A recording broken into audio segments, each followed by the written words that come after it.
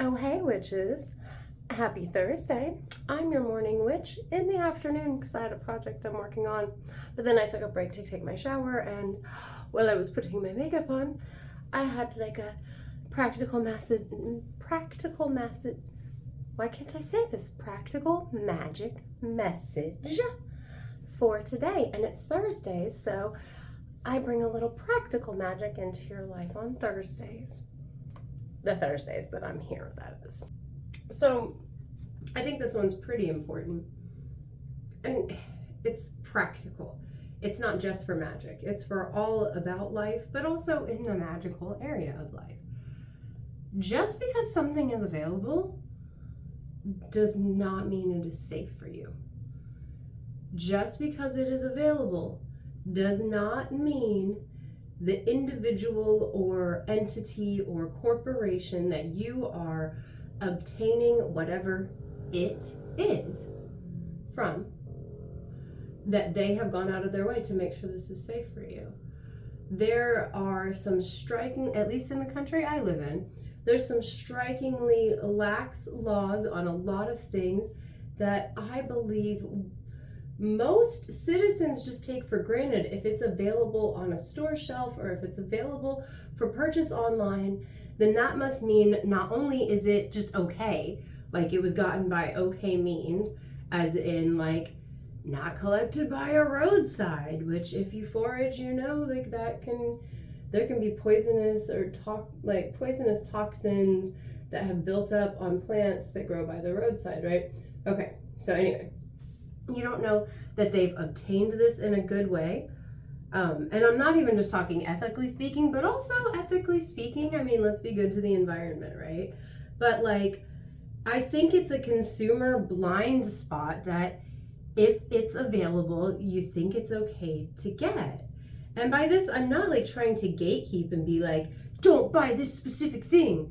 That's not what I mean. What I mean is, before putting something in your body, okay, because some spell work is ingested, before putting something in your body, make sure you're getting it from a reputable source. I say this because I recently heard a horror story about live maggots in an herb mix, like an herbal tea mix. And it's well, that shouldn't happen for multiple reasons. One, if this store is responsible, they're gonna make sure they're not selling tainted food items. But two, I know from my state, this was a different state than the one I live in, but from the state that I live in, I know there are laws that allow the sale of herbal goods, like dried herbs, without any kind of FDA licensing. I'm not finding fault with that. I'm saying some people are unscrupulous enough that they take advantage of laws like that. They don't have to get checked out, so they don't get checked out, and they wind up literally selling someone a bag of dried herb that has maggots in it. Now, for me, hey, that's just fucking concerning, but also maggots usually indicates moisture. Maggots live in moist things. So why does your dried herb have maggots? Now, maybe I'm wrong about maggots. Maybe I am. I am under the conception that maggots only exist where moisture is, where they can feed on moist rotting fruit or moist rotting animal tissue, whatever. So maybe I'm wrong about that, but also because your dried herbs have enough moisture to produce maggots. What the fuck?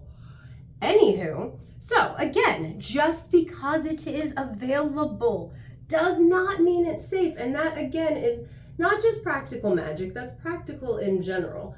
But before imbibing things for spell work, always make sure that you're getting it from a reputable source who is following all the cleanliness laws and all of that kind of stuff, whether they are strict or lax based on where you live or where you're obtaining this from, if it's from an online seller. And also, when obtaining things from online sellers, just remember, for what, like, if you're going to use it in spell work that you don't ingest, it's like whatever. But if you're going to be putting these things in your body, you have to know that these herbs were grown without pesticides or roadside toxins like gasoline and motor oil being thrown on them before you ingest them, because that is straight up poison. You know what I'm saying? Like, actually, I don't know if I'll get canned for that word, so I'm like, sorry for that. Anyway, happy Thursday, y'all. See you next time.